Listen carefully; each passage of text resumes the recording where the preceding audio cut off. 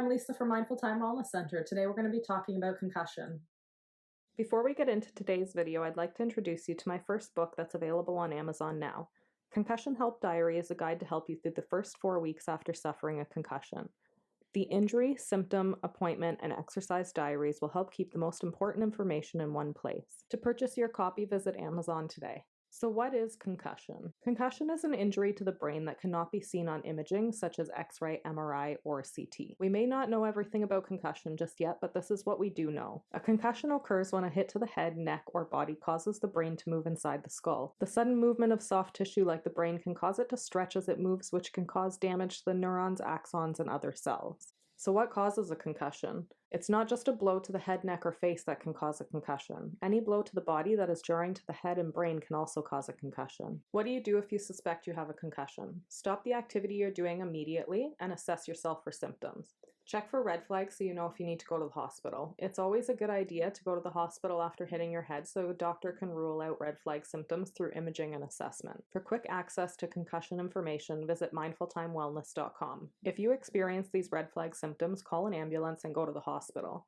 Neck pain or tenderness, double vision, weakness or tingling in your arms or legs, severe or increasing headache, seizure or convulsion, loss of consciousness, deteriorating conscious state, vomiting more than once, increasingly restless, agitated, or combative state, or growing confusion. If you don't have any of those red flag symptoms, continue to monitor yourself for the next couple days for any symptoms that may arise. There are many different types of symptoms that people can experience from concussion. Physical symptoms include, but are not limited to, feeling tired or having low energy, drowsiness, or just not feeling right, headache, tension or migraine, pressure in the head, balance problems and dizziness, nausea and vomiting, sensitivity to light, ringing in the ears, and blurred vision.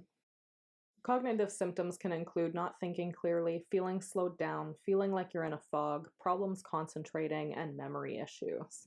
Emotional symptoms include being easily upset or angered, sadness, nervous or anxious state, feeling more emotional, and mood swings. It is common to have sleep issues with concussion, either sleeping more or less than usual or having trouble getting to sleep. If you don't have red flags and choose not to go to the hospital, make sure to go see your family doctor as soon as possible so they can assess and keep a record of what happened to you.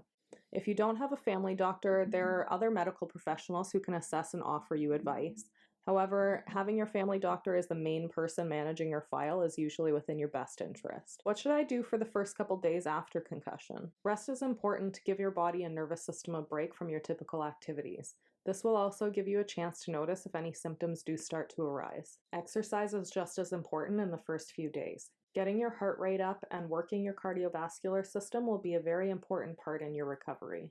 Start with a short walk within the first 24 hours of your injury. If you can only do 5 minutes, that's totally fine. Start from there and work your way up to longer durations. It's a good idea to have a buddy with you in case you go too far, get dizzy, feel sick, or just need help getting home.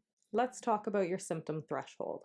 You want to determine how much activity you can do before your symptoms start to show up. Take breaks before your symptoms start. You want to remain under that symptom threshold as much as you can until you're under the supervision of a concussion rehab medical professional. 70% of your sensory processing every day in the brain is strictly the visual system. If you're taking a break or start to feel symptoms come on, go to a safe place to rest and close your eyes to give your vision system a break. Self-massage to the face, eyes, and neck can help calm the nervous system and is a good tool to use when appropriate. There are many other therapies you can use to help treat the symptoms you're experiencing. We'll save this long subject for another video or maybe even series of videos. When you feel ready, slowly start to integrate normal daily activities back into your routine and see how you do. If you start to experience symptoms or are unable to complete your normal everyday activities, speak to your doctor or healthcare professional who has training in concussion rehabilitation. A typical timeline for recovery for adults is usually about 2 weeks, and for children and adolescents, they're usually a little longer at about 4 weeks. For more information on concussion, I've added a list of websites in the details below. Enjoy the rest of your day. Don't forget to subscribe and like.